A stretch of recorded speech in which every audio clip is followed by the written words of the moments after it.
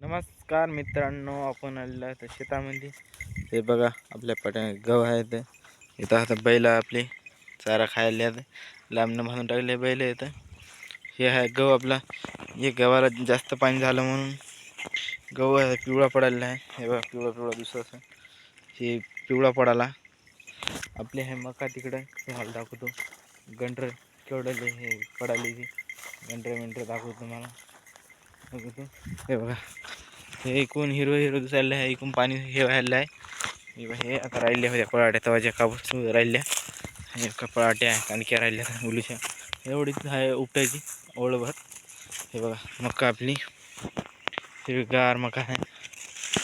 हे बघा गंडर. हे बघा गंडर बारीक बारीक धंडे होते मित्रांनो. त्याला दोन दोन गंडर पडलेले आहेत. मोठे मोठे आहेत. त्याला पडले आहेत चार पाच पडलेले आहेत. तीन चार पडले आहेत.